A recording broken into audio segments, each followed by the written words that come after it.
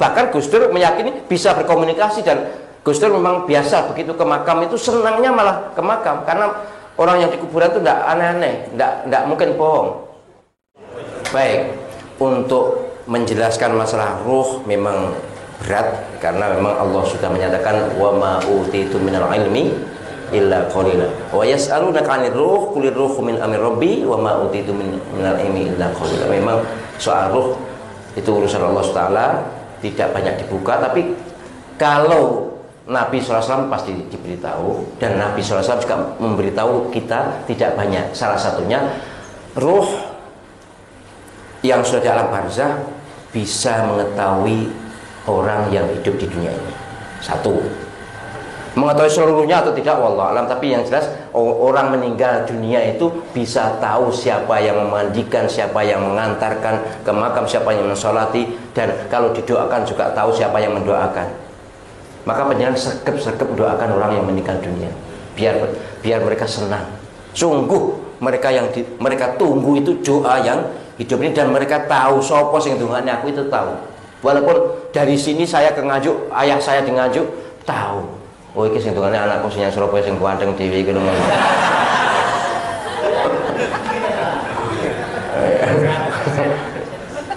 Nek didungane kan seneng ya. Jadi bisa Ustaz, jadi bukan bersosialisasi tapi mengetahui satu. Mengetahui. Kemudian ada dalam kitab Ar-Ruh karangan Ibnu Qayyim Al-Jauziyah. Beliau ini sebenarnya tokoh atau imamnya saudara-saudara kita yang menjadi Muhammadiyah, menjadi imam idolanya Muhammadiyah itu Ibnu Taimiyah dan Ibnu Qayyim Al-Jauziyah itu. Tapi dalam hal ini justru lebih banyak diikuti oleh orang NU. Tapi sama-sama sudah Muhammadiyah dan NU itu kode Islami, podo berimannya, tapi di kitab Ar-Ruh itu dinyatakan bahwa roh itu bisa saling kunjung.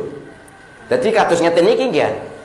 Bahkan nanti kalau ada orang yang diziarahi oleh saudaranya, itu tetangga kuburan tuh ikut ngumpul, ngerumpi, seneng diziarahi, seneng. Terus mereka juga susah. Endi dulurku gak moro-moro, endi eji ku gak moro-moro. Jadi jangan iman menggunakan waktu untuk ziarah. Jangan kira tidak ada manfaatnya. Ada. Ya podo gong tahu saya, tapi saya kan bisa menjelaskannya ya berdasarkan apa yang saya baca, apa yang saya ketahui. Jadi saged sesama yang wafat. Nah, pertanyaan yang utama kan bagaimana, apakah yang wafat dengan yang hidup bisa? Ini ada dua pendapat. Ada yang mengatakan tidak bisa, wong alam barzah sudah tertutup oleh namanya barzah itu batas.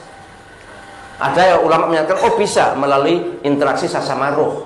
Lah nek wong mimpi itu roh, Ustaz. Jadi penjaringan mimpi itu iya memang di surah Az-Zumar ayat 53 itu. Allahu yatawaffal anfusa hina mautiha wallati lam tamut fi manamiha fayumsikul lati qada 'alal maut wa yursilul ukhra ila ajalin musamma inna fi dzalika laayatin liqaumin yatafakkarun. Maknanya Allah Subhanahu wa taala yang mematikan siapa yang dimatikan dan mengembalikan siapa yang belum dimatikan dalam tidur mereka. Artinya ketika kita tidur tuh ruh bisa kemana-mana, ruhul yaqظah ini. Jadi kalau penjenengan bersama orang yang sudah meninggal dunia ya memang bisa. Itu pendapat yang kedua. Jadi bahkan Gus Dur meyakini bisa berkomunikasi, dan Gus Dur memang biasa begitu ke makam itu senangnya malah ke makam, karena orang yang di kuburan itu tidak aneh-aneh, tidak mungkin bohong. Di ziarah itu diajak komunikasi ya. Kalau menurut yang pendapat ini ya, pendapat ini, jadi salah satu orang yang sangat mengenal dunia arwah ini kan Gus Dur yang kita ketahui. Jadi Gus Dur kenapa kok senang sekali ke makam-makam? Katanya, nek semisnya kuburan tuh gak mungkin bohong. Nek yang ini lah paling aku ya dihapusi barang gitu. Ini banyak tenang. Harus kuburan tuh gitu. Jadi disaksikan orang banyak waktu ziarah ke Raden Rahmat ke Mbah Ngampel juga begitu. Tapi wallahu alam itu urusan yang percaya. Tapi intinya kalau berdasarkan apa yang disampaikan oleh Ibnu Qayyim Al-Jauziyah, maka memang bisa. Tapi ya sesama roh. Dan penjenengan kalau mimpi dengan orang mati tidak usah gusar. Wah, ini berarti aku undang. Gak usah. Soal ajal itu siapa yang menentukan ya Allah SWT, embuh melalui mimpi mendak wallahu a'lam.